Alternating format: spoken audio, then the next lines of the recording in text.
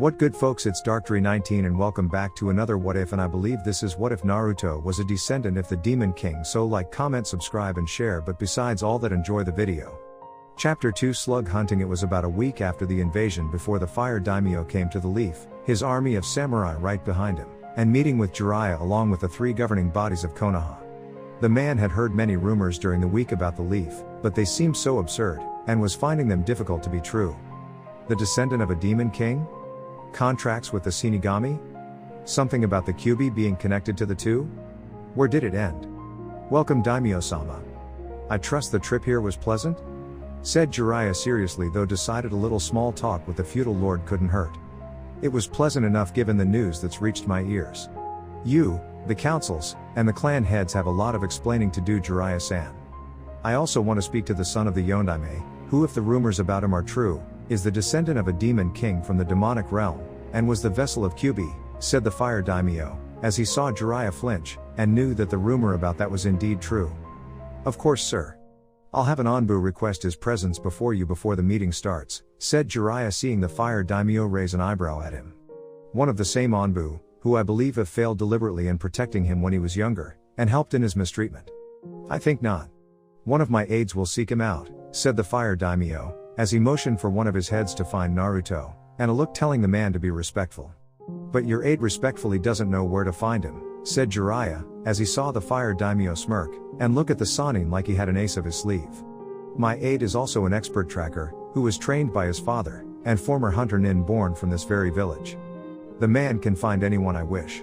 Besides, given the general description of the Yondaime's son, and his features, he shouldn't be hard to find, said the Fire Daimyo, having heard of the description of what Naruto looked like and knew it wouldn't be long before his aide found the boy. With Naruto, the Uzumaki, now Namikaze boy, was currently at a training ground sparring with a few shadow clones, and being watched by the Fox Queen Kyuubi. It wasn't like there was anything else he could do on account of people avoiding him and Kyuubi for being what they were. Even most of the other rookie 9+ guys team were hesitant to go near him now, as they feared for what Naruto, or even Kyuubi in his name, would do. The only fraction of the group willing to go near him was Hinata, Shino, and Lee, though Naruto had to visit the latter of the three in the hospital on account of the bowl haircut boy's injuries. You can come out now, said Naruto, looking at the trees, and saw a regal yet strong looking individual wearing the seal of the Fire Daimyo on his shoulder come forward before kneeling a few feet away. Namikaze-sama, it is the respected wish of the Fire Daimyo that you speak to him in regards to a meeting coming up with the governing bodies of Konoha, Jiraiya, and of course Fire Daimyo himself, said the feudal lord's aide. Am I to be brought up on charges? Said Naruto, seeing the aide shake his head no. Not to my knowledge. The Fire Daimyo only wishes to speak to you during the meeting. Nothing more, said the aide, and saw Naruto nod before motioning for Kyuubi to follow. Tell the Fire Daimyo I'll see him there. Just need to take a shower. Wouldn't want to meet the man without being dressed for the occasion, said Naruto, as he saw the aide nod, and then leave to inform his master. You really want to have a meeting with him? For all we know, he allowed your abuse to happen, and is trying to cover his ass, said Kyuubi, not liking human politics any more than she liked most humans. If the Fire Daimyo is involved, then there is no better time to kill him? Said Naruto simply.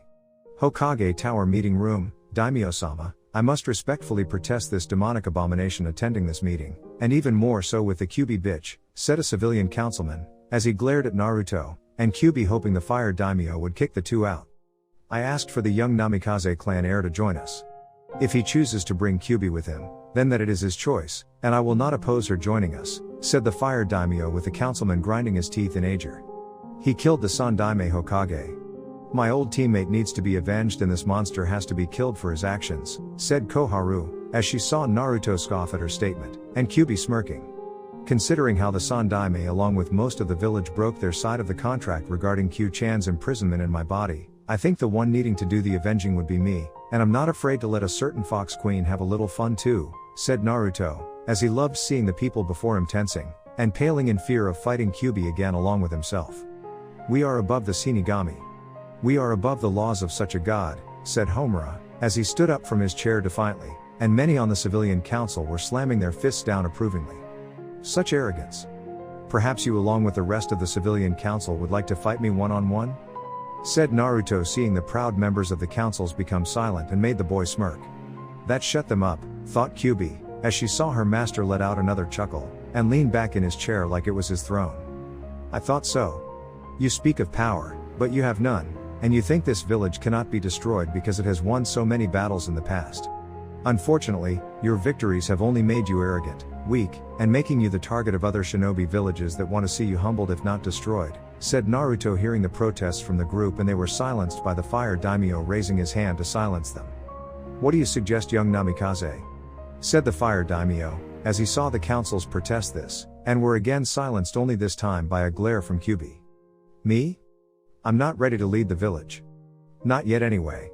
However, considering the state of things in the village is the fault of the Sandaime, I suggest a Hokage be appointed, who is not tied down to the old traditional ways, can keep the councils in check, and see things from a much larger point of view, said Naruto, seeing the councils become nervous and Danzo not liking it one bit. Who would such a person be that even you can trust? Said the fire daimyo, knowing right now almost everyone in the village was on not so friendly terms with Naruto. My godmother. Senju Tsunade, said Naruto, seeing the councils explode in anger and knew they would hate his choice. Out of the question. She is a drunk. A gambler. She abandoned the village all these years, and I highly doubt the woman will come back just for him, said Danzo, seeing Naruto looking back at him with narrowed eyes and challenging the crippled cane-walking man to do something. Tsunade only left because a certain dead Hokage and her former teammate of a Sannin lied about me being dead. I am the last thing she has to family right now and can keep her anchored in the leaf. She is the best medic in the elemental countries regardless of her vices, and I think it's high time my godmother came back to the village to fix this broken thing it's become. One that I don't need to remind you all her grandfather and uncle helped create years ago. To not even consider appointing Tsunade for the title of Hokage of the Leaf would be considered an insult, said Naruto, grinning at playing his trump card, and saw many of the councils fidgeting slightly, knowing that was true, with the insult possibly causing the woman to reconsider her loyalty to Konoha. Unfortunately, Senju Tsunade is hard to reach, if at all right now, and someone else closer to home should be appointed. Someone like myself, said Danzo, hoping the fire daimyo would consider that fact. You? Please. You're a year older than the Sandaime Hokage. The sight of you will only make the Leaf's enemies double in number, said Naruto, seeing the war hawk narrow his eye at him. Naruto-sama, I sensed something behind the man's covered eye.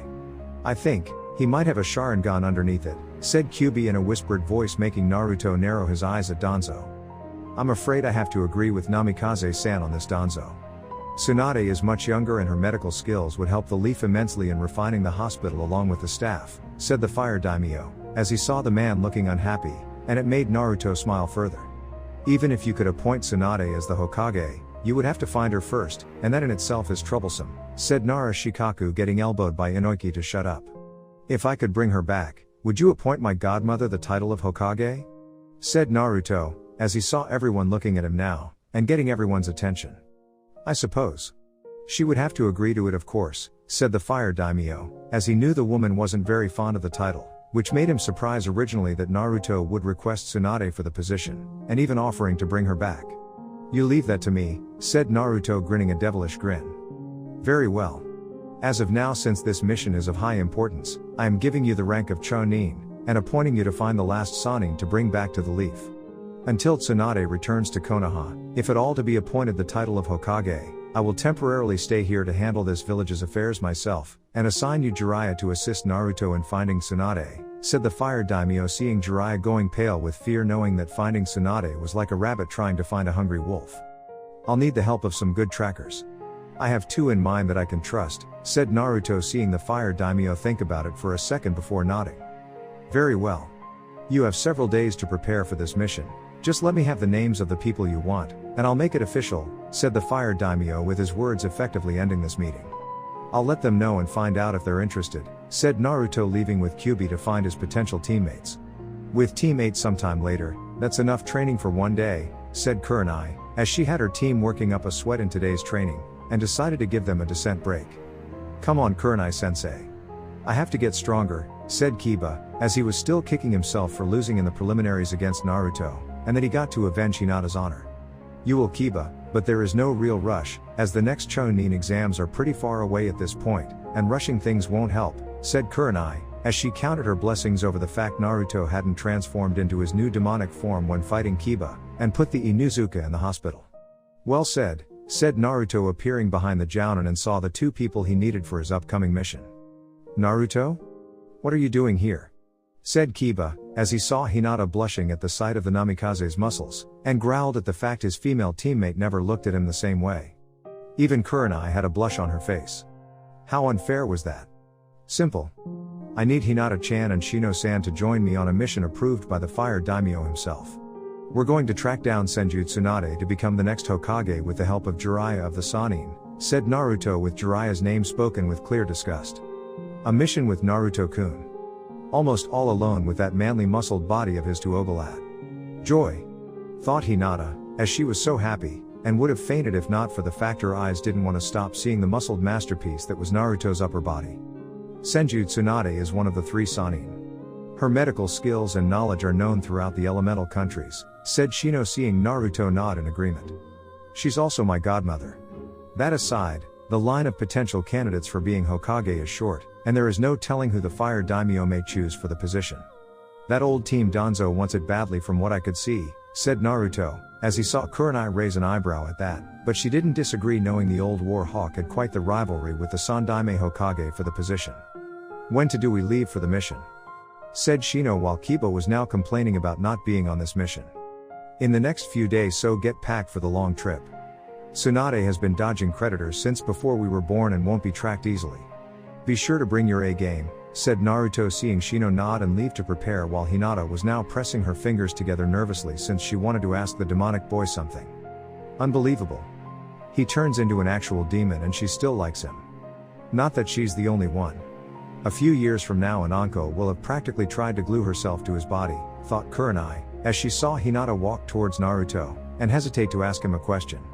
And Naruto-kun, I wanted, said Hinata, but unfortunately for her, one Inuzuka Kiba ruined her chance to ask Naruto on a date, and got in the Namikaze's face.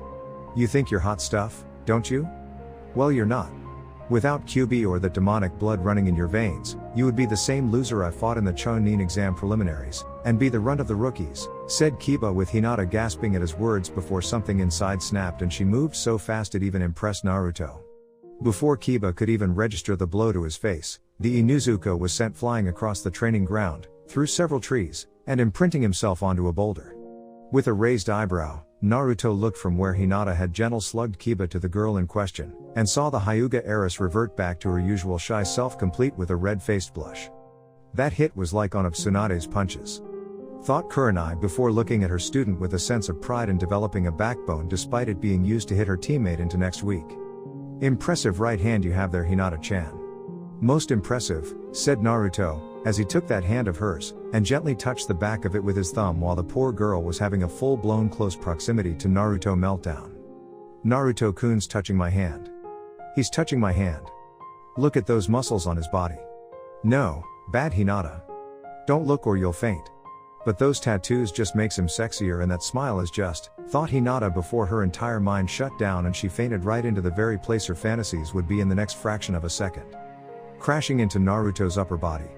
Chuckling at the girl's actions, Naruto picked Hinata up bridal style, and handed her to Kurenai, currently watching with amusement yet caution in case he tried to do something perverted to the Hyuga heiress. Bidding the Jounin a good day, Naruto left to head to the Namikaze estates, and prepare for the mission after informing the Fire Daimyo the two Jounin had agreed to join him to track down Tsunade. Tanzaku City 2 weeks later, you're sure the information was accurate? Said Naruto, as he along with Kyubi, Shino, and Hinata were behind Jiraiya on a hill looking at the city below them. What? You're doubting my spy network now too? Said Jiraiya, though the look from Naruto told the Sannin the boy doubted a lot of things about him. No. Just your competence in managing it to provide you with accurate information since we've been bouncing from place to this one, said Naruto before looking at Shino and made a head motion to let loose some bugs to scout the city. Smartass brat, thought Jiraiya, as he scowled at his godson, and looked away from him. While Shino's bugs cover far and wide, we will cover the near and close by ourselves to make finding Tsunade easier, said Naruto, as he tugged a little on his open Chunin vest given to him by the Fire Daimyo before the mission on putting together the team to find the lost female Sannin. As the group walked through the city, many were giving Naruto looks, though the ladies seemed to give him ones with lust in their eyes, and couldn't ogling his chest. Many of the guys thought the kid was on steroids or something since they felt there was no way Naruto could have all those muscles naturally. Hinata glared at the woman, telling them all to back off, and stay away from her Naruto-kun unless they wanted to face the wrath of a Hyuga main family member. Incidentally, Kyubi was feeling the same way for some reason, as she stayed close to Naruto, and gave a minor snarl when seeing some girl bat her eyelashes at the demonic grandson of Raizen. "I think I've found her," said Shino, stopping suddenly after one of his flies landed on his shoulder. "Where?" said Naruto, looking back at his logical friend. "2 blocks from us at the bar. A woman with large chakra levels is there drinking sake with another, who is estimated to be Jounin level, and is holding a very, well-clean pig," said Shino, not understanding how a pig could be so clean. "That sounds like Tsunade and her assistant Shizune. As for the clean pig, it can only be Tsunade's faithful pampered pig Tonton," said Jiraiya confidently. "When we get near, I want you to use your Byakugan to confirm it, Hinata-chan, and see if it is the person we seek," said Naruto, wanting to be absolutely sure it was Tsunade and not a bunch of missing nin trying to hide under a henge. Making their way to the bar, Hinata did indeed confirm it was Tsunade, Shizune, and the pet pig Tonton in the bar. Knowing the appearance of 4-leaf shinobi would spook his old teammate, Jiraiya has Shino and Hinata stay outside to watch the exits in case the female Sannin tried to run. As for Jiraiya, he along with Naruto entered the bar while Kyubi would take a seat at a table near them to keep an eye out inside the place, and the Toad Sannin walked up to Tsunade with hearty laugh with a side of cheer. Something that could have made children cry if they were in sight of it. "Tsunade Heim. It's good to see you," said Jiraiya in a boastful tone, and saw the woman tense at the sight of him. "Jiraiya, you baka pervert, what the hell are you doing here?" said Tsunade, as she saw the man sit down, and then the kid next to him do the same. To her credit, Tsunade did blush slightly at the sight of the kid's physique he was sporting behind the unzipped Chonin vest, and Shizune was now cherry red in the face. They were also surprised the long-haired kid had so many complex tattoos on his body and the one on his face around one of his eyes. What? An old teammate can't come into a bar, expecting to have a drink, and not find his long-lost teammate sitting in the same bar doing the same. "Maybe it's fate we meet at last for the date I've always wanted?" said Jiraiya, who heard a growl from Naruto at the mention of the word fate, and knew it reminded the Namikaze of Neji in their fight. "Considering how it's you, I don't believe in fate, and there is no chance in hell I'm going on a date with a self-proclaimed super pervert. I have standards," said Tsunade, seeing Jiraiya's smile lessen, and turned to the boy next to him. "Yeah, well, you can't say I didn't try, and sweep you off your feet," said Jiraiya, who got an elbow to the ribs from Naruto, and it was telling him to focus on the mission. "Who's the Gaki? Another apprentice? I thought you swore on Minato's grave never to take another after what happened with Kyubi?" said Tsunade, seeing the boy eyeing Jiraiya with anger now, and the Toad Sannin was looking uneasy due to the question.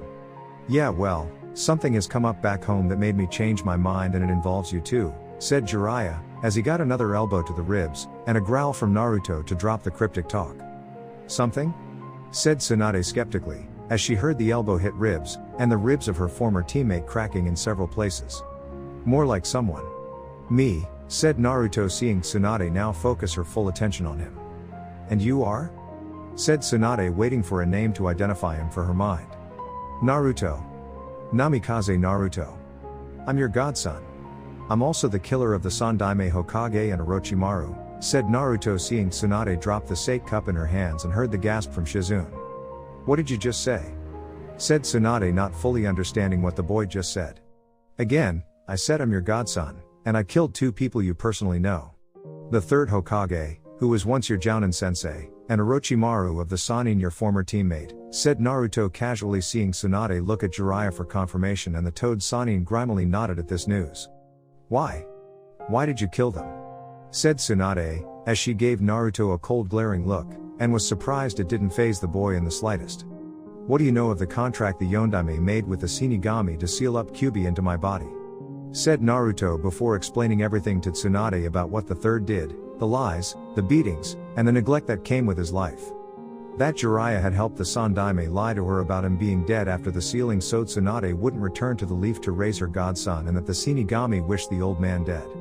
Killing Orochimaru too was a bonus at the time, since the Sannin had long overstayed his welcome in the land of the living and had to die too before the day was over. "Let me get this straight. My sensei lied to me about your existence, my baka teammate here helped, and violated the contract the Yondaime set up when sealing Kyubi into your body? Is that everything in a nutshell on why you killed him?" said Tsunade, seeing the boy nod. "Yeah. They both robbed you of being a surrogate mother to me just as they my life of having a childhood worthy having, said Naruto seeing Tsunade glaring at Jiraiya's frightened form. You knew I'd protect him from those Bakas or take him away from the village if things got too dangerous to live there. You knew, said Tsunade standing up with her arms on the table and leaning down to glare at Jiraiya's shaking fear-oozing form. What do you want me to say, Tsunade? I was grieving. I was at a loss when it came to the death of my best student. When the Sandaime told me what he had planned to keep Naruto in the village no matter what, I didn't care about the boy, and said I'd help make it happen. Hell, I even told our sensei how to seal the Shinigami's signal system in the array design, and warned him of what it would do to the seal. Did he care? No. Sensei probably figured he'd be dead at that point and the problem would arise for his next successor to handle it, said Jiraiya before he felt Tsunade grab him by the throat and lift him right out of his chair. And of course, should anything go wrong, you'd be dead around that time too with a clear conscience on your soul, and no regrets in leaving your student's son to suffer. Do you really hate the Kyuubi so much, you'd hurt your only godson, and my godson at that? Said Tsunade. She pulled him face to face with her grip on his throat tightening.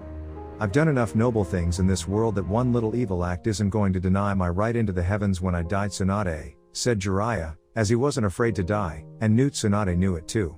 Actually that's not entirely accurate, Jiraiya, said Naruto grinning a devilish grin, and it brought the two Sannin to focus their attention back to him. What do you mean? Said Shizune, now speaking for the first time since this argument spewed out. Jiraiya can't go up or down on account of what he did, so the Shinigamis decided to devour his soul, said Naruto seeing Jiraiya pale at the idea of being punished for his actions and didn't want to die anytime soon. Or later for that matter. That's not fair, said Jiraiya before Tsunade reinforced her grip on the man's throat. Maybe next time, you won't be so narrow-minded, and do your job in the next life, said Tsunade, as she threw Jiraiya out of the bar via the wall, and turned to her godson. There's more. The Fire Daimyo is looking into potential candidates worthy to hold the title of Hokage. The list is pretty short and your name came to the top of the list. Would you be interested in becoming what your grandfather and granduncle did years ago? Said Naruto seeing Tsunade wanting to say something, which most likely what she had personally thought about the position of Hokage, but stopped for a second, and began to rethink her answer. In truth, she didn't like the position of Hokage, mainly because all those in her family and heart had died because of it. They either died eventually from having the position or because it was their dream to become Hokage one day. However, if she denounced the position like the Sannin originally planned, then Tsunade would denounce her family and loved ones that strive to have that position. The Fire Daimyo supports the idea of me being Hokage? Said Tsunade finally before Naruto nodded his head. Sure does. Thinks your medical skills could help rejuvenate the hospital and re-educate the staff there since they seem to have become lazy, said Naruto, meaning the hospital staff didn't like him and would rather forsake the Hippocratic Oath in order to have their revenge on Kyuubi. I suppose being Hokage wouldn't be bad. It would get me away from those damn debt collectors, said Tsunade seeing Shizune and Naruto sweat drop. And let's not forget spending time with your godson. Your only godson at that, said Naruto seeing Tsunade pause before smiling sheepishly. That too, said Tsunade seeing Naruto look at Shizune with a raised eyebrow on the woman's side. It's the sake. Blame it all on the sake. It's what I do, said Shizune, embarrassed by her teacher's behavior, while said busty blonde glared. Tonton let out an oink in agreement to Shizune's statement. I'll keep that in mind, said Naruto, as he walked out of the bar with the two women and Pig so they could meet as 3 teammates for this mission. So you're Kyuubi? Said Tsunade, as she had to admit the Fox Queen was quite beautiful for a female demon, and saw the seal on her neck proving she was indeed still bound to Naruto. Yes. Currently in the service of Naruto-sama for Kami knows how long, said Kyuubi, as she sought Tsunade measuring her up, and yet since the Sannin was pleased to know one of the most powerful demons in this world was female. Don't act like you don't enjoy being around me, Q-chan, said Naruto, as he smirked at her, and saw the blush reach the Fox Queen's face. Baka, thought Kyuubi, as she sought Tsunade raise an eyebrow at her, and the Fox Queen just gave a look that said don't ask. Senju Tsunade, meet my 2 teammates I recruited for this mission. Aburame Shino and Hyuga Hinata. They are part of the Jinan tracking cell for Team 8 and 2 of the few people in the Leaf I trust, said Naruto seeing Shinobu respectively and Hinata doing the same, though she had a blush on her face because of him. Not bad. Jiraiya finds me with his spy network, then these 2 use their tracking skills to follow the trail, and confirm it's really me before the encounter. In the event I resist, you along with Kyuubi keep me from running. and bringing me back to Konoha by force if necessary. I can see why you got promoted to Chonin in the first place, said Tsunade, seeing the demonic boy let out a chuckle at the praise and wave it off. Ranks and titles mean nothing to me, Tsunade. I'm just a simple person trying to make my way through this cruel world, said Naruto, laughing before looking at Jiraiya finally getting off the ground after being thrown through the wall of the building earlier. Okay. Mission successful, team. Now let's head back to Konoha, said Jiraiya while staggering over to them. It's late in the afternoon. Nightfall will be upon us in a few hours. Logic dictates we stay somewhere tonight and then return in the morning, said Shino, with the rest of the group agreeing. Someplace fancy. Expensive even. And you Urobaka are paying for it all whether you like it or not, said Tsunade, seeing Jiraiya gapping at her while Naruto agreed with that statement. Why me? Why not Naruto? Said Jiraiya, knowing the kid's clan fortune wasn't small by any means. Because, as your future Hokage, I said so, and it's not like you're strapped for cash given your damn books being sold all over the elemental countries, said Tsunade, knowing the man had money, but never spent it, and freeloaded off others before they realized the man had the cash to spend. Fine. But only if you let me see your boobs for inspiration purposes for my new book, said Jiraiya, who got punched in the face by Tsunade, and faintly heard the yelling of Baka pervert. By the slug princess. Idiot. Oh well. At least he doesn't know we swiped his wallet, said Naruto, as he saw Kyubi holding the massive thing with lots of cash stuffed inside, and the two were grinning evilly with Tsunade over the amount they had acquired from the Toad Sanin. Nice. Now let's spend Jiraiya Baka's money, said Tsunade cheerfully. Not far from them, two people wearing black cloaks with red clouds with straw hats with bells on them were watching the group, and the shorter of the two had his Sharingan eyes activated. He was Uchiha Itachi of the Uchiha clan. Next to him, as blue-skinned man with shark-like teeth, and wrapped sword strapped to his back looking in the same direction as his partner. He was Hoshigaki Kisame and was once one of the 7 swordsmen of the mist. So is the Kyubi brat among them? Said Kisame, not being able to properly sense their target among the group. Something is wrong, Kisame, said Itachi, as he felt a cold chill run up his spine, and that normally told him something bad was about to happen. What? Is the Gaki there or not? Said Kisame, seeing Itachi now look at him with a hint of worry. The Kyubi is not in the boy. Not anymore, said Itachi, seeing Kisame's eyes nearly fly out of his sockets. What? I thought you said the Yondaime seal wouldn't let that happen, said Kisame, having been told by Itachi about the design of the seal and what it entailed. I thought so too. Somehow, Kyubi has been freed, and she is with them down there, said Itachi, seeing Kisame go a little pale.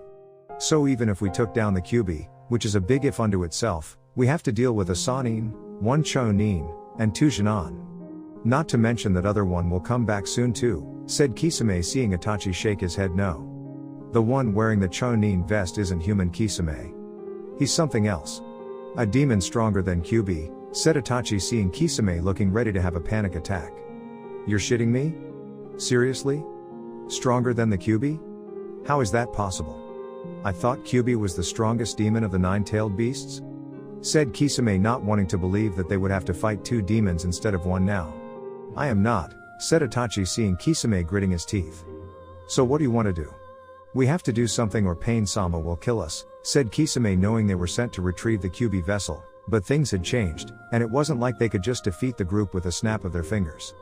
My Sharingan can suppress Kyubi. I'll deal with her. You take the other one, said Itachi, seeing Kisame nod, knowing that between them, it was the Uchiha who had the edge in taking down Kyubi, and that may be just what they needed. What about the others? Said Kisame, as he saw Itachi look at him for a second, and then look back at the group. We can't engage them. Focus on our objective when she's alone, said Itachi, as he saw Kisame nod, and knew finesse was the better strategy in this case over brute strength. At the hotel suite, the life of luxury and pampering. I love it, said Tsunade, as she collapsed backward against the soft queen-size bed, and loved how it helped relax her back muscles. Very nice. We should rob Jiraiya of his money more often, said Naruto, laughing with Kyubi at the idea. Your rooms are over there, said Shizune, addressing Shino, and he nodded to the 2 rooms beyond the door to their left. And ours are here on the right? Said Naruto, seeing Shizune nod. With that said, everyone went to their respective rooms, and decided to get some rest before moving out tomorrow back to Konoha. Sometime later, Jiraiya came into the hotel room before Shizune informed him that his room was the farthest of all of them from Tsunade, and to an extent Kyubi herself. Shizune's look telling Jiraiya to not even think about looking at Hinata's room or her own for that matter should the sudden urge to do any research for his dirty books arise from this event. It was around midnight for Naruto that he awoke after sensing two people arriving at his door, and they were not with his group, nor did he sense they were friendly. Getting out of bed, the Namikaze walked to his door, and opened it just before the shorter of the two in front of him could knock. "Would you by chance be Uzumaki Naruto?" said Itachi, seeing the boy was a sight to behold with so many tattoos on his body. "Namikaze Naruto actually." "Why? You from Iwo or something?" "Because if you are, I'm giving you all of 5 seconds to turn around and leave before unleashing my anger on your two asses." "Decide," said Naruto, seeing Itachi's eyes widen slightly and Kisame grinning a bit of fighting an actual Namikaze. "No. We're actually here for Kyubi. Surrender her to us or there will be trouble," said Itachi, hearing Naruto growling demonically at his words and sensing the unbelievable power the boy was generating. "I choose trouble." "Bring it," said Naruto, seeing Itachi activate his eyes and Kisame now unwrapping his sword. Itachi tried to use his eyes to suppress the demonic energy around Naruto, as it would have done with the Kyubis, but for some reason, the Uchiha prodigy found the demonic presence around the boy growing with each passing second. Before the Uchiha could react, even with his Sharingan activated, Naruto had moved with unmatched speed, and proceeded to punch him hard in the gut that sent the former Leaf Shinobi through the wall across from the boy's room. Kisame brought his trust sword Seimata down on Naruto, but the Namikaze dodged it, and grinned evilly at the former missed swordsman.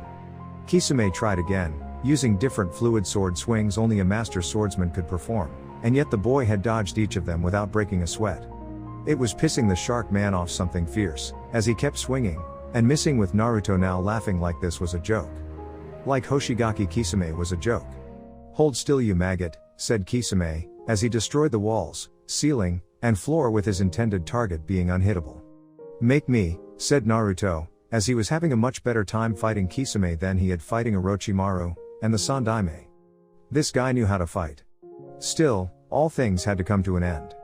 Dodging a vertical swing from Seimata, which was now mere inches from his shoulder, Naruto launched a vicious spin kick at Kisame's head, which sent the swordsman flying across the corridor of the hall, skidding across the wooden floor, and creating a spider web crack in the wall he hit. Kisame got up off the ground, spitting the blood leaking into his mouth, and saw Naruto was joined by Kyubi, Tsunade, Shizune, Jiraiya, and the two other Genin, having heard the sounds of battle. "Kisame, we need to leave," said Itachi, as he appeared clutching his ribs where Naruto hit him, and saw his teammate wasn't ready to go just yet. "Damn brat. No one lands a hit on me in lives," said Kisame, as he was going through hand signs for a water jutsu to flood the area. "You obviously think I'm still human. Here's some free advice." "I'm not," said Naruto, as he grinned at Kisame, and pointed his right index finger at the swordsman with red ball of demonic energy forming into a smaller ball at the tip of the sharpened fingernail. "Kisame, we need to retreat now," said Itachi, but it was clear his partner didn't care, and chose to ignore the Uchiha. "Water style, tidal wave jutsu," said Kisame before launching a massive blast of water down the corridor at the group. "Demon gun," said Naruto before firing the single shot of red demonic energy at the water and destroyed it, while Itachi grabbed Kisame to barely dodge the attack that left a massive hole in the wall. "He just destroyed my jutsu with a single shot of that attack," thought Kisame, seeing Naruto grinning at him. "You should thank your partner, fishy boy. There was more than enough demonic energy in that attack to wipe out 100 of you," said Naruto, as he walked towards the two, and was cracking his knuckles with glee written on his face. Not giving Kisame time to respond, Itachi grabbed his partner, and unleashed the power of Amaterasu on the floor in front of them to keep the demonic boy at bay. Naruto stood in front of the dark flame, scowling at it, knowing that even he had to be cautious when being near this flame, and saw the pair retreat through the very hole he made. "Don't touch it. That fire is very dangerous," said Jiraiya, as he used his skills in sealing to contain the dark fire into a scroll, and put it away for further study. "Who were they, Jiraiya?" said Tsunade, as she had seen one was Itachi, and the other was from Mist if the sword was any indication. One was Uchiha Itachi and the other was Hoshigaki Kisame. They are both part of an organization called the Akatsuki. Its purpose, from what information I've gathered on them, is to capture all the tailed beasts, and use them in some manner, said Jiraiya, seeing Naruto glaring at him, and so was the Fox Queen herself. "And you were going to inform me of this when? Were you even going to tell me at all? Or train me to combat them?" said Naruto, seeing Jiraiya looking away from him. "I had orders not to by the Sandaime." When the organization was brought to his attention, I recommended that training you to prepare for them was the best option, but the old man said differently, and wanted to keep you bound to the village, said Jiraiya, as he seeing the boy growl, and saw his clawed hands flex. And like a good subordinate you obeyed, knowing the decision the old fool made was wrong. Why am I not surprised by your spineless actions, said Naruto, seeing Jiraiya scowl at him now. I trusted the Sandaime to make the right decision regarding your life, Naruto. It wasn't my place to question my former sensei, said Jiraiya, who was blown back by a burst of demonic energy by Naruto, and found himself pinned to the wall with a near-crushing grip from the hand wrapped around his throat. Wasn't your place? So the abuse I suffered wasn't your place to stop knowing it was wrong? What kind of godfather are you to let your only godson suffocate under the oppressive rule of your so-called sensei that wished to have me under his thumb? You are unfit to be my godfather, much less stay alive to see the next sunrise, said Naruto, as he so wanted to crush the man right now, and send him to the Shinigami for his crimes. Do it. Send me to oblivion, said Jiraiya, as he saw the desire in Naruto's eyes, and the boy's free hand ready to do what it did to Orochimaru not that long ago. Surprisingly, Naruto didn't kill him, and simply let go of the Sannin while looking down at the man's slumped form on the floor. In due time, Jiraiya. You still have some use, but don't think your use in this world will be enough to repent for your past sins against me, and my family in general, said Naruto before walking away from the Sannin. Who said I wanted to repent? Said Jiraiya, mumbling to himself, but Kyuubi heard it, and she retaliated by kicking the man right between the legs.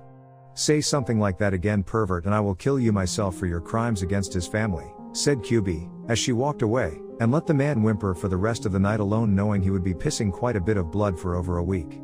Konoha. Several days later, I see the invasion left its fair share of marks on the place, said Tsunade, as she walked with the group into the leaf, and saw signs of where the invasion hit pretty hard.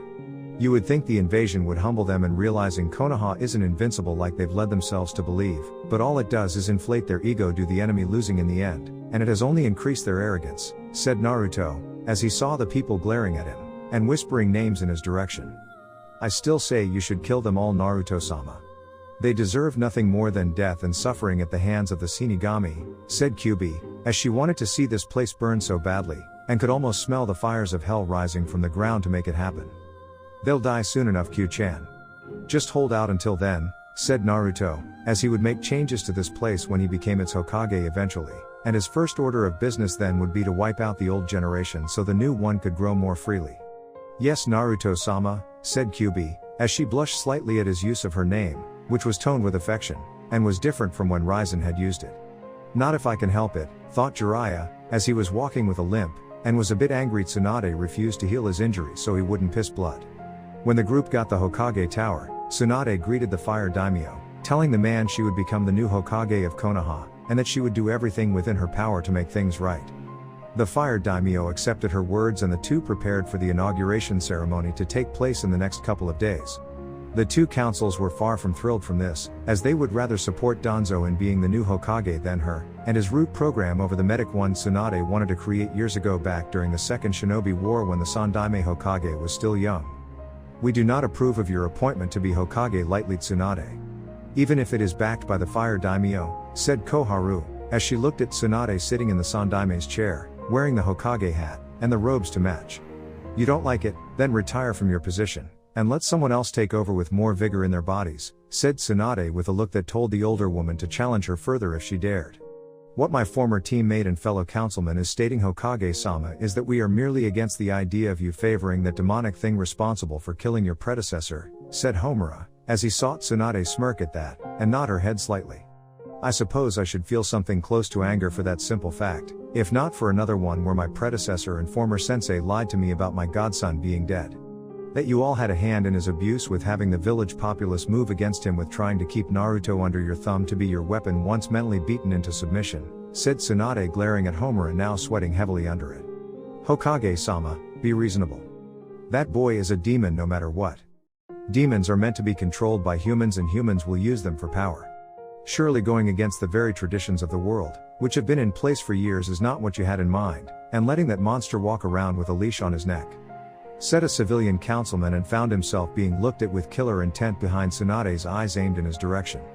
So I suppose the next time a demon needs to be sealed, one of your family members is willing to come forward and volunteer to become a demon? Is that what you're saying? said Tsunade, seeing the council members going pale at the thought of their children becoming the very things they hated. We aren't suggesting that Hokage-sama, said another councilman running the merchant district of the Leaf. No? So only shinobi should sacrifice their children just to be abused by you? That is not how it works in the Leaf, and it never will. My grandfather did not want that, nor did my granduncle when they founded Konoha, and I will be damned before I let that happen. This is a shinobi village, councilman. Not a civilian village. You don't like how things will be run? Then leave, said Tsunade, pointing to the door and seeing them all fidget in their seats unhappily. With that settled, Tsunade informed them all that the fire daimyo had given her his full authoritative permission to run things as she saw fit, and fix the mess the son daime made after he came out of retirement. First thing Tsunade did was appoint Shizune as her new chief of medicine at the hospital, and giving her former apprentice full control of the building, with the slug princess coming around every so often to help make rounds. The next things Tsunade did was redo the Shinobi Academy's training program, which had thinned out the more serious things one needed to learn about being a shinobi, thanks to all of the greedy civilian council not wanting their children to lose their pure minds, and fatten their wallets with more money. As such, several experienced Chonin and Jounin were commissioned to teach the academy students about the ways of the shinobi aside from Irika's boring lectures. Even retired shinobi were brought in, teaching what they learned, and about some of the missions Junon teams went on at first when they weren't training to get stronger. Something that the councils tried to block, saying such things weren't in the budget, but Tsunade said otherwise, and dared them to say where they didn't have the funds for all these changes? The very idea of Tsunade poking around such things made Danzo nervous that his secret root program thought to be shut down would be discovered as being just the opposite, and decided to not oppose the changes, knowing that he himself would have to have his organization spread out a little more in certain areas of wealth to cover his own expenses while keeping the funds he borrowed from the treasury being discovered. As for Naruto, right now he was currently standing in front of a nervous and blushing Hyuga Hinata, mustering up the courage to ask the descendant of Raizen out on a date. Come on, Hinata-chan. You can say whatever it is you want to me. Don't be afraid, said Naruto, seeing the girl pressing her fingers together. Would you like to go out with me and Naruto-kun? Said Hinata, as she had yet to stand being around Naruto, and not faint despite Kurenai speaking to the shy girl upon her return from the mission to retrieve Tsunade. Could you please speak more clearly, Hinata-chan? You're whispering, said Naruto before giving the girl a caring look, and saw Hinata once more trying to muster up what courage she had to repeat the question a little louder. It wasn't easy for the Hyuga heiress, considering her crush was currently shirtless, and the muscles he was sporting were being very distracting. Would you like to go out with me, Naruto-kun? Said Hinata, as she had to force her own neck muscles not to look away from Naruto's face to his chest, and maybe use her eyes to see further down at his. No bad, Hinata. Of course I would. When? Said Naruto, knowing the girl had a fierce spirit within her body just begging to come out. He had seen it when Hinata fought Neji. Saw that fighting spirit that gave everything she had, everything she was into the fight, and wasn't afraid to die for her beliefs. Raizen had said a girl like that had potential to become an incredibly strong woman, and that was what caused the Demon King himself to fall for his human love all those years ago. As for Hinata, she just needed a push in the right direction to remove any hesitation when acting on something, and that fighting spirit would become a force to be reckoned with. Something Naruto had suspected had been gone in the opposite way of things thanks to the girl's father, and all of the Hyuga clan. Tonight perhaps? Said Hinata, as she couldn't believe he agreed to a date, and was asking for when the date would take place. I would love to. I'll see you around, 8? Said Naruto, seeing the girl nod quickly due to words to say that she did, being unable to leave her mouth. As the girl walked away, smiling a happy smile she no doubt had not shown in years, Naruto smiled at her form, knowing he would have to prepare for it, but the smile left after sensing an unwelcome presence that was Uchiha Sasuke, now fully healed, the pink-haired bitch Haruno Sakura, and the book reading possibly in the closet Hatake Kakashi. His two former teammates looked less than pleased in seeing him, as they clearly hated his guts, and the Jounin assigned to be their sensei wasn't happy either. So the demon boy is going out with weakest Hyuga their clan has ever produced. Big surprise, said Sasuke mockingly at Naruto, and Sakura sneering at him. No doubt she'll spread her legs for him right on the first date and have his baby, said Sakura, adding her own negativity to the situation. Funny talk coming from the girl, who knows all about giving it up on the first date, and having bastard children. Your two families are full of such people, and I'm sure they taught you all well on the subject. Well, one of them still is anyway, since the other was wiped out, said Naruto, seeing the two Junon glaring daggers at him and the Jounin narrowing his eyes at the demonic fighter. Where's Kyubi? Said Kakashi simply.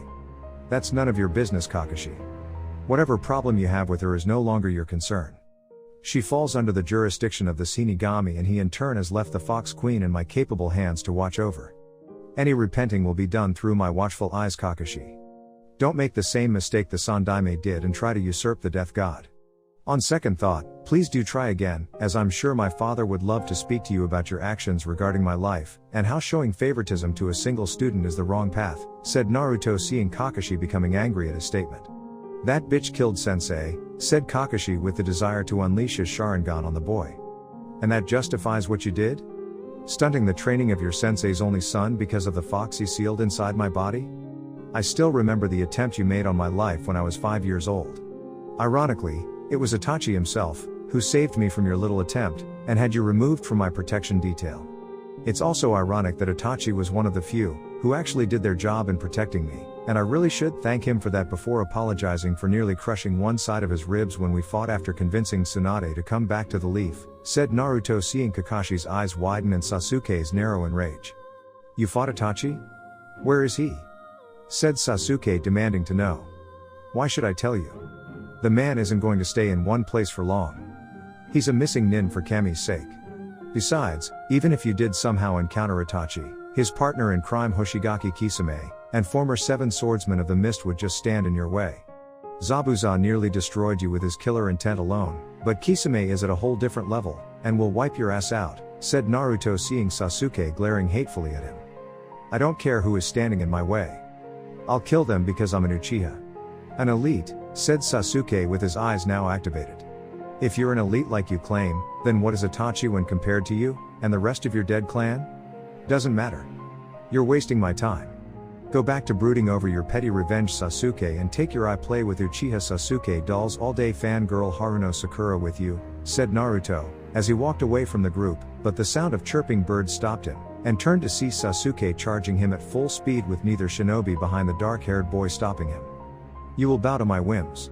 An Uchiha will not be denied what is his and never will be, yelled Sasuke, as he thrust his arched arm of lightning at Naruto, and the demonic boy looked on in annoyance at the attack.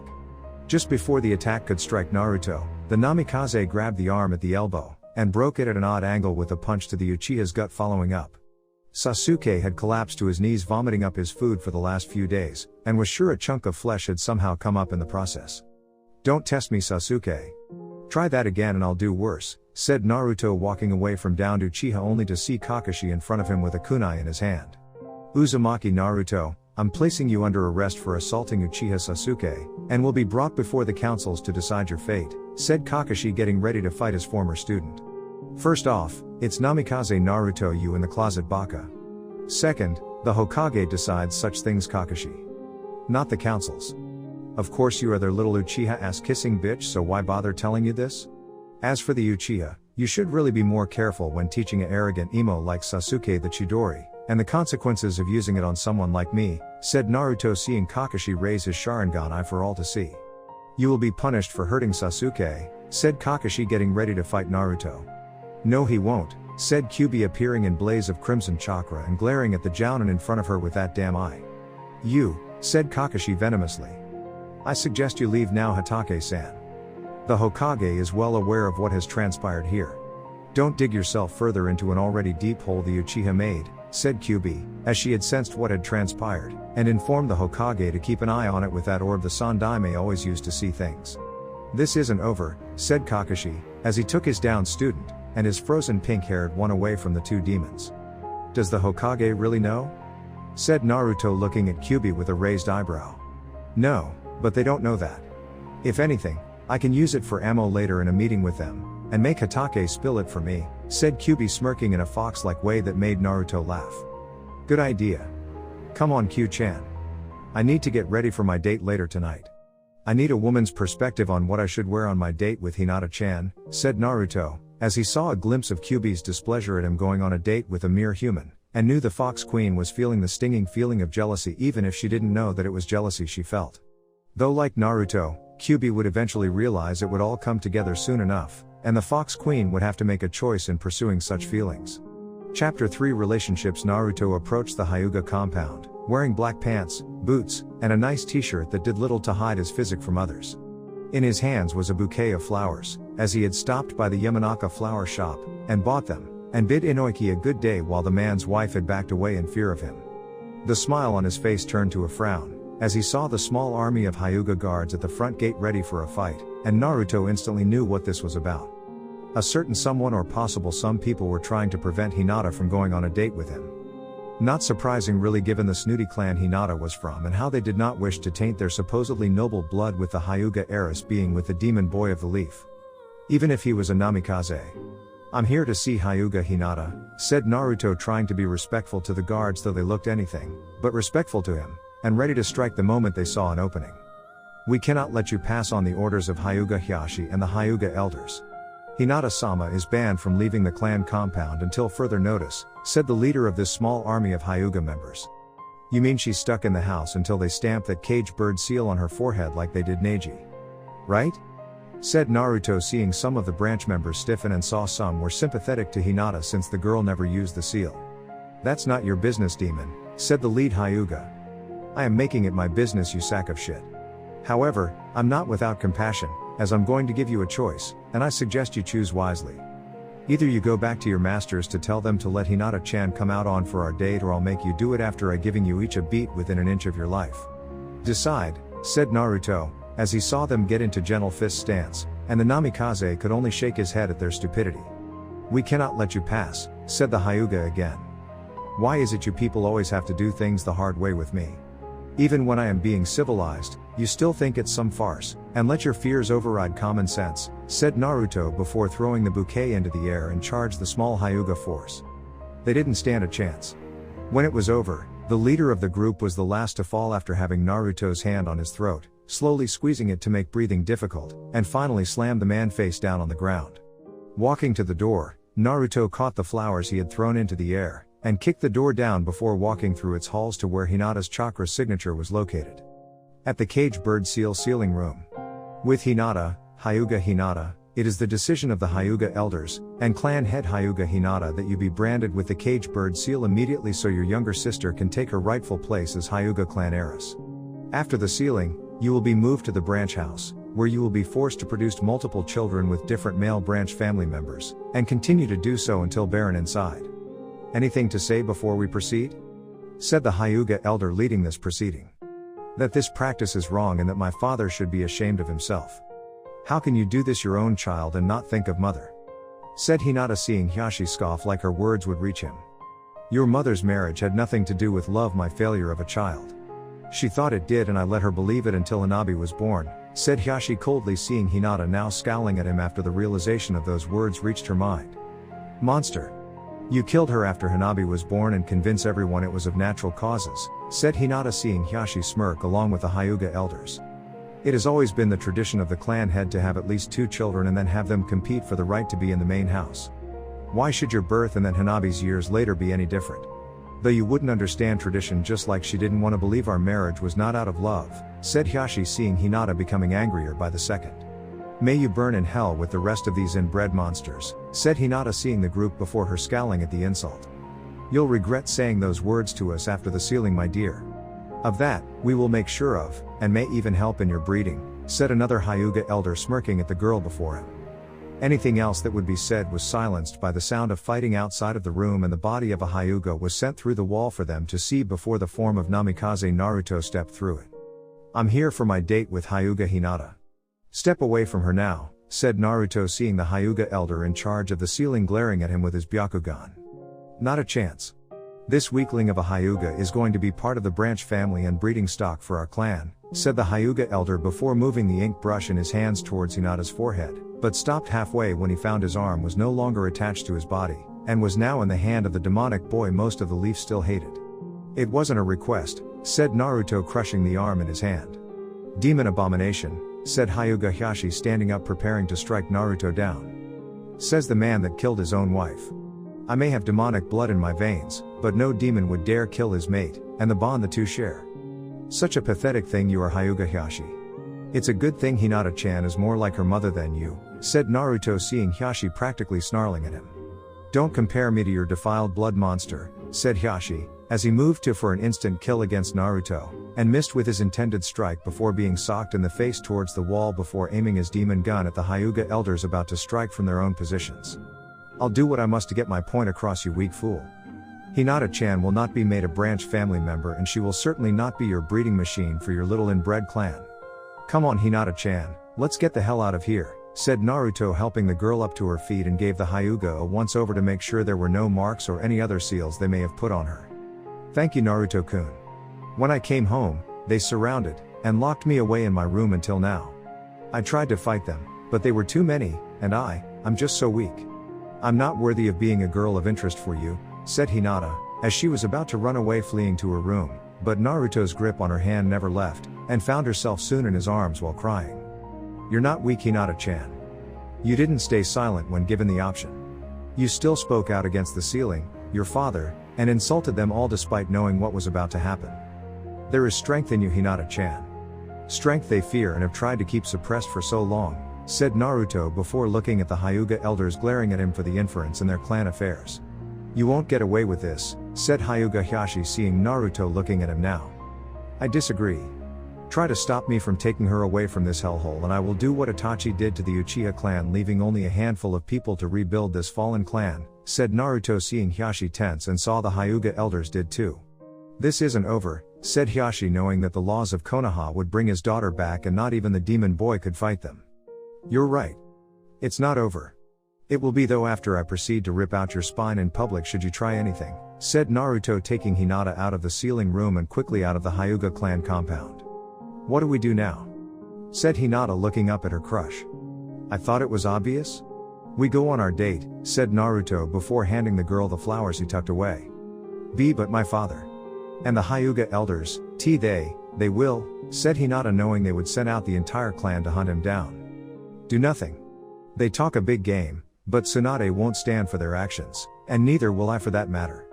After what just happened, you deserve to have a good time, and enjoy tonight, said Naruto, seeing Hinata look unsure for a moment, but then saw that resolve in her, and saw the girl nodding with determination. I would love to go on our date Naruto-kun.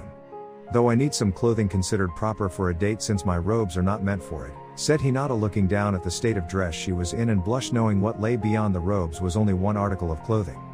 I know just the woman to help you before we go on our date, said Naruto, knowing her state of dress wasn't something for the public eye. Namikaze Estates, so that's what happened? Every bit? Said Kyubi with a twitching eyebrow, and saw Hinata blushing under the Fox Queen's gaze. Down to the last word. Tomorrow, Hinata-chan is going with me to the Hokage to make sure they don't try anything, and decided before that she gets the date that was about to be denied. Think you can help her, Q-chan? Said Naruto, seeing Kyubi being conflicted right now, as she was clearly jealous of Hinata getting time with Naruto, and didn't like helping her rival even if she didn't know they were rivals for the Namikaze's heart. Of course Naruto-sama, said Kyubi, though she knew that he knew her words were stressed before leading Hinata to her new room. Thank you for doing this Kyubi-sama, said Hinata, as she sat down in the chair with the mirror present, and saw in the reflection the Fox Queen summon a closest of clothing that would fit the Hyuga girl. I'm doing this for Naruto-sama. I owe him a great deal for not lashing out at me for all the damage I caused when I attacked the leaf. Not that your village isn't deserving of a little smiting to keep it on its toes and bring down some punishment for what it's done to Naruto-sama, said Kyubi stiffly, as she produced a red kimono with a white nine-tailed fox on it, and showed it to Hinata. It's beautiful, said Hinata, as she looked up at Kyubi, and was clearly afraid to wear this out of fear and somehow ruining it. Thank you. I'm glad to see you have good taste, said Kyubi, as she put the dress on the bed, and went to take a look at the Hyuga girl's hair. Kyubi-sama, can I ask you a question? Said Hinata, as she fidgeted slightly while Kyubi worked on making the girl's hair presentable, and could easily rip it out should the Fox Queen become upset. Of course, said Kyubi simply. Do you have feelings for Naruto-kun? Said Hinata, feeling the grip of the Fox Queen tighten slightly on her hair, and the Hyuga girl braced for the moment of pain that was sure to come. Why would you think that? Said Kyubi stiffly before brushing the girl's hair slowly and eyeing Hinata cautiously. It's in your actions towards me and your reluctance to assist in getting me ready for my date with Naruto-kun, said Hinata, as she was sure Naruto saw it too, and wondered why her crush was ignoring it. My feelings are not relevant. My only purpose is to serve Naruto-sama to the best of my abilities without complaint, said Kyubi, as she wanted to strike down the Hyuga girl, and claim it was Hinata saying something dishonorable about Naruto. But if you could be with Naruto-kun, would you take it, and be his girl? Said Hinata, seeing the Fox Queen trying to hold back the snarl aimed at her and the desire to smear the room with her blood. I won't deny there is something about Naruto-sama, which appeals to me, and wish for some kind of relationship beyond that of servant, said Kyubi before finishing of the girl's hair. Why not tell him? Said Hinata, as she saw Kyubi walk to the bed, and pick up the red kimono. As I told you, my feelings are not relevant, and I doubt Naruto-sama would even think of me like that, said Kyubi, as she saw Hinata turn around slightly, and look at her. Naruto-kun is not cruel. If you tell him, I'm sure he'll understand, and consider going out on a date with you too, said Hinata, seeing Kyubi look sad for a moment, but it was only for that moment, and then they became more stern. You need to get dressed. Make sure you are respectful to Naruto-sama or my wrath will be swift, said Kyubi, handing the girl the kimono, and left the room. When the two finally came downstairs, Naruto smiled at how beautiful Hinata looked, and then frowned slightly at the way the two seemed to be at odds. He had hoped the two would bond upstairs, but it seemed the opposite had happened, and now there was an invisible wall of tension. You look beautiful, Hinata-chan. Thank you for making this possible, Q-chan, said Naruto, seeing the girl blush at his praise, which eased the tension slightly, but not enough that they could look the other in the eye. Thank you, Naruto-kun/sama, said the two girls at the same time. If the lady would take my hand, we can get our date started, and show you the time of your life, said Naruto, extending his hand and Hinata taking it with a blush on her face while Kyubi silently flexed her claws. As Naruto opened the door, he let Hinata go out first, but made a shadow clone behind the door to speak to Kyubi alone, and learn what was going on with the Fox Queen. Naruto-sama?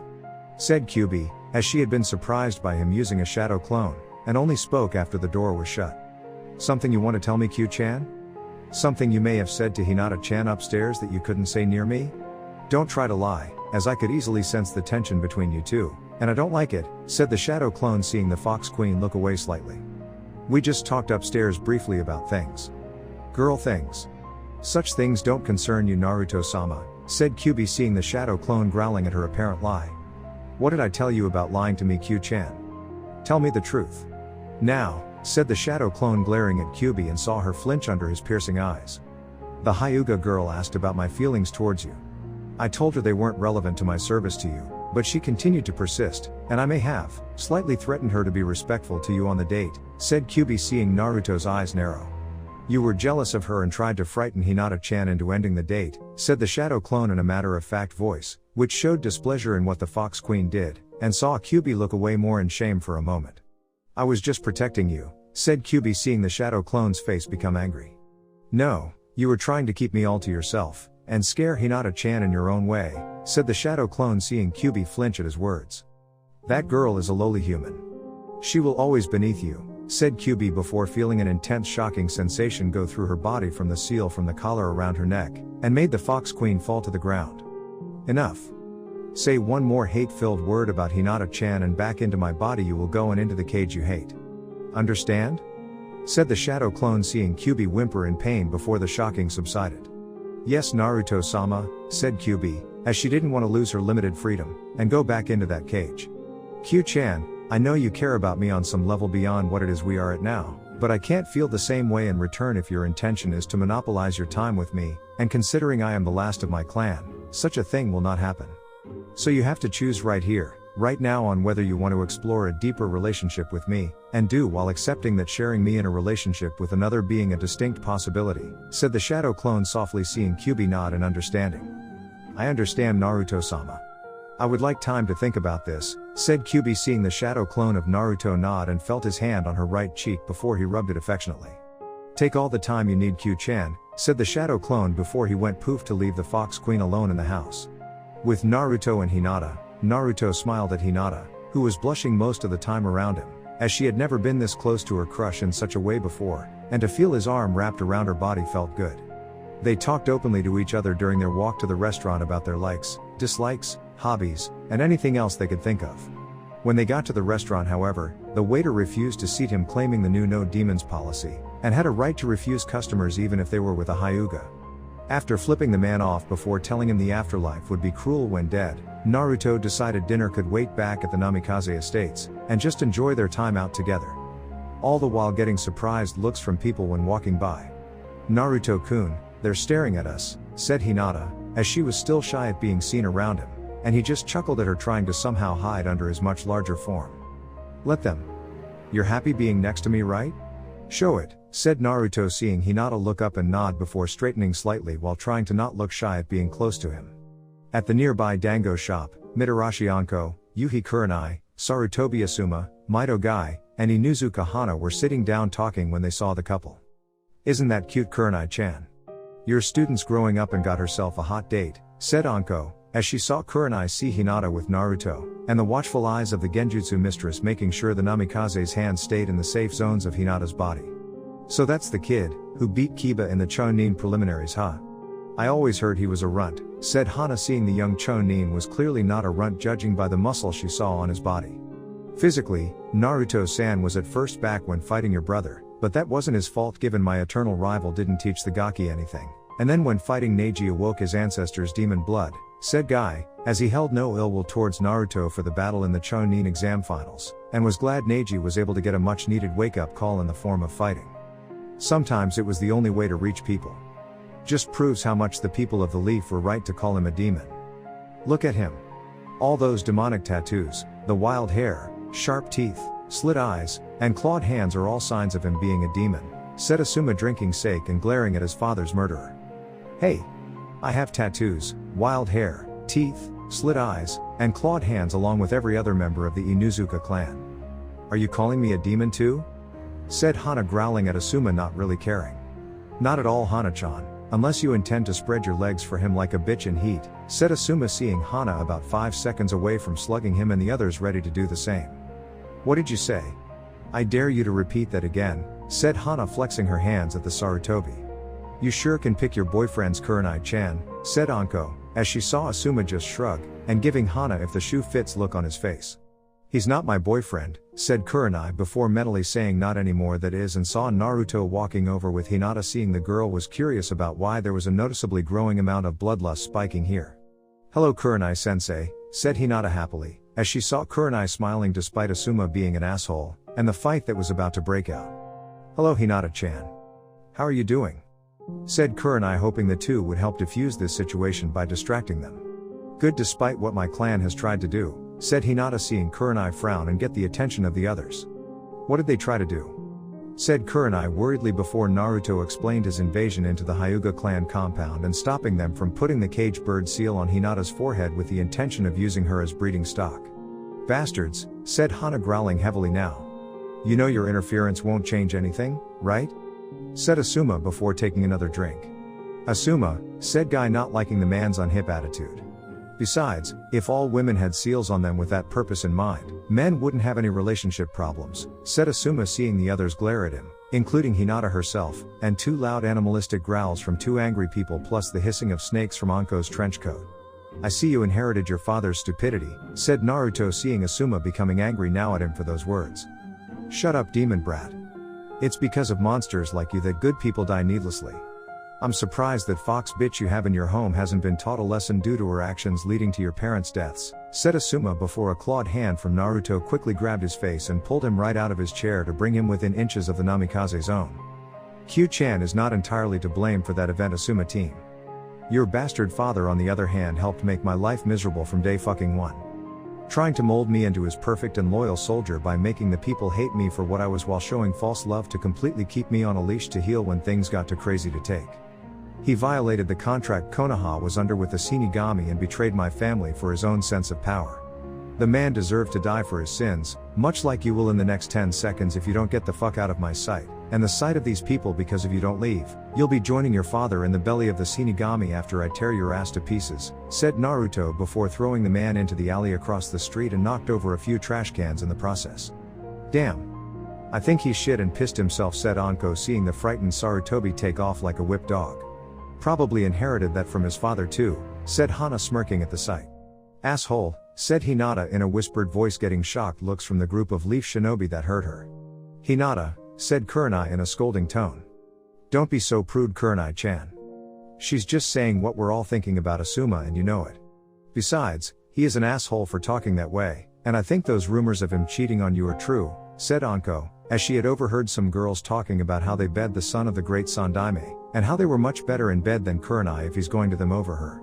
Shut up, Anko. You don't know what you're talking about, said Kurenai bitterly. She's right, Kurenai-san.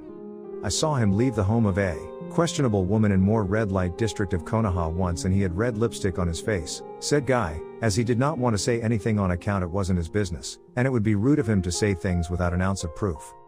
I've smelled it on him too. He tries to hide it, but an Inuzuka's senses are hard to fool, and that cheap soap doesn't cut it in that department, said Hana, seeing her friend being reduced to tears now. No. You're wrong, said Kurenai, still trying to deny the thought of Asuma cheating on her in their secret relationship, which was clearly not so secret, and the only one trying to keep it a secret was her. Has there been a time where he was late to meet you? A time where something was off about him that you just couldn't place? Said Naruto, seeing Kurenai think for a minute before her eyes widened. 3 months ago, we were supposed to go on a date at night, and make it appear like it was normal evening, running into each other before heading out to eat. He was 20 minutes late to the meeting area we agreed to rendezvous. When Asuma finally did show up, his clothing along with his hair was slightly disorganized, and said he just got back from a solo mission assigned by his father at the last minute, so he did a rush job getting ready after coming home. I thought it was sweet at the time, but now, said Kurenai before breaking down crying at the lie she naively believed. Oh, I am so going to enjoy breaking Asuma team's balls, said Anko, as she was now planning ways to make Asuma cry like a little baby, and immaculate him as a man. Mind if I help? Said Hana, as she wasn't about to let a fellow female suffer at the hands of an oppressive male pig like Asuma, and cry over the man's cruel actions.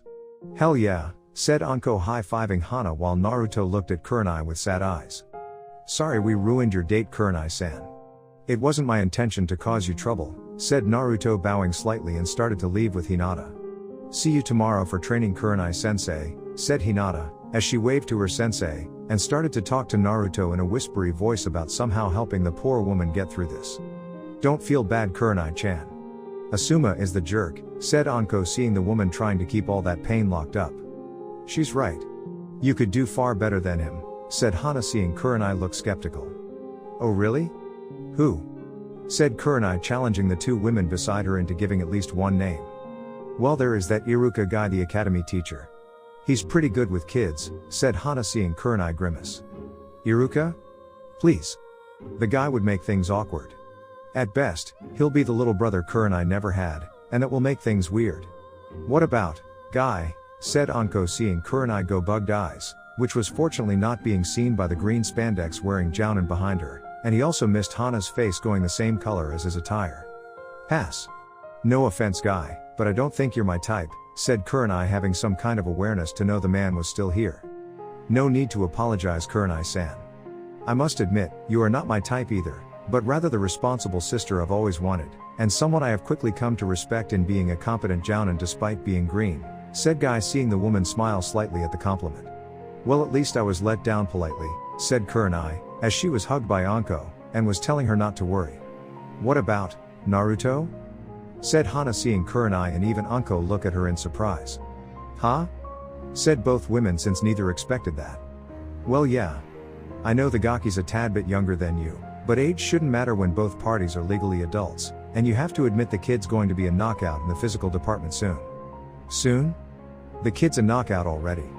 Did you see the build? That wild look in his eyes? The way he can brutally hurt or kill someone? If he wasn't on a date right now with that Hyuga girl, I'd latch onto him, and show the kid a good time, said Anko, seeing the two women blush at the innuendo.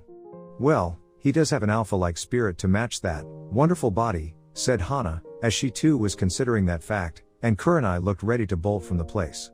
There is no way I would even consider doing that. Not to my own student. I will not pursue someone who is far too young for my taste, and is currently interested in someone else, said Kurenai, as she had morals, and felt being with someone younger than her even by a few years was stretching things pretty thin. Too thin for her taste. You'll regret it later, Kurenai-chan.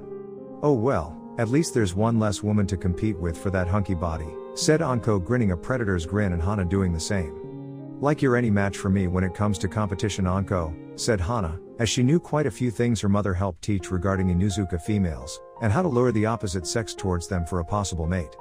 Bring it on, puppy girl. This time next week, I'll have gotten Naruto-kun wrapped around my finger so tightly, He'll cut off circulation to it, said Anko, as she saw Hana growling at her, and grinned further knowing this was going to be fun. Funny how they go from helping my love life to focusing on theirs, thought Kurenai, as she needed to go home, and sleep this off before the idea of dating Naruto became too strong to ignore. Namikaze states hours later, I really had a wonderful time Naruto-kun, but I don't want to impose staying here at your home, and be an unwanted guest. I could stay with one of the other girls tonight until we see the Hokage and, said Hinata, but a finger from Naruto's hand touched her lips, and silenced any further words. Nonsense. You are my honored guest tonight. I have more than enough room for you to stay here if only for the night. Q-chan will help you get settled in, said Naruto seeing Hinata looking a bit concerned after what happened before the date even started.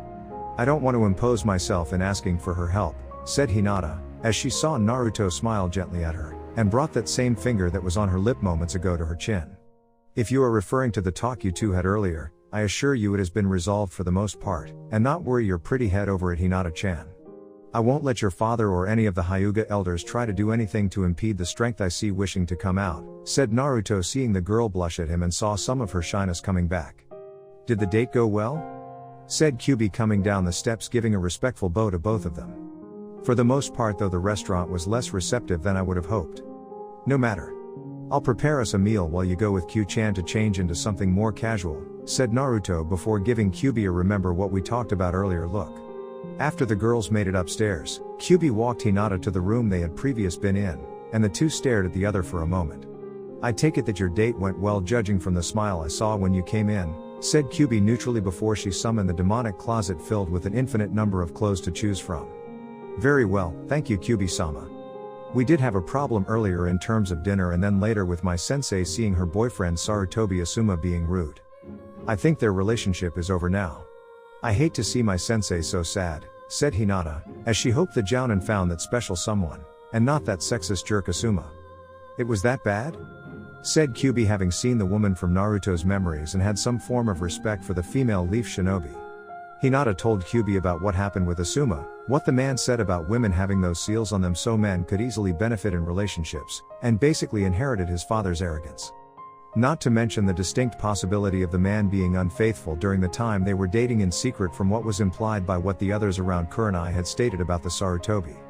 Do you think there is someone for everyone Kyubi-sama? Said Hinata, as she saw the Fox Queen snap out of her thoughts, and look at the Hyuga girl now. I think there is. Sometimes though that someone is with another and it can cause quite a few complications, said Kyubi, as she was speaking more about Naruto, and the fact that two females in his life were currently wishing to be the strong center within his heart. Naruto-kun said he talked to you about our conversation. He made a shadow clone for that, didn't he? Said Hinata seeing the Fox Queen nod before pulling something out of the closet to have the girl wear. Yes.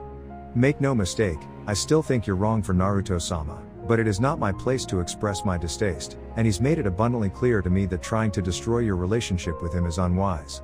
For now, I'll respect his wishes in courting you, but I want to make thing one perfectly clear, and I want you to listen right now.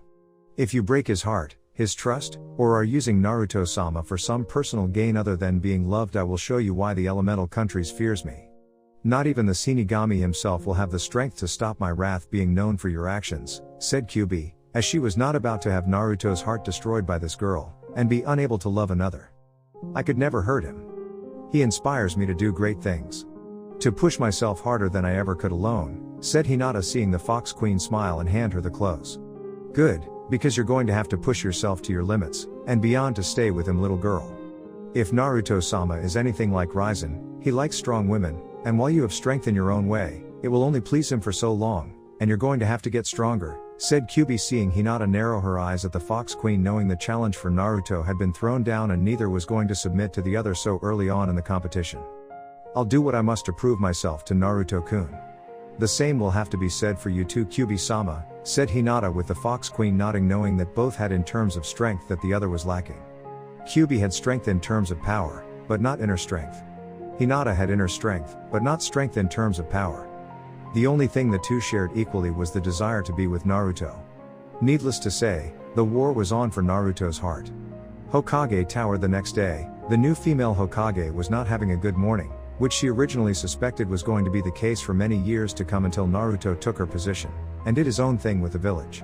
Speaking of the Gaki, he was currently in the room, telling her what had happened the previous night with the Hyuga clan when heading there to take Hinata out on a date, with the girl right beside him telling about what she learned, and how they were going to possibly retaliate against the Namikaze. Hinata did not want to have the cage bird seal on her head, as it was barbaric to do that to family, and had desired its removal since the moment her uncle Hisashi had been hurt by it when she was a child. Well, I can see why you caused a lot of damage, which explains why there are so many Hyuga members in the hospital right now with missing limbs and broken bodies.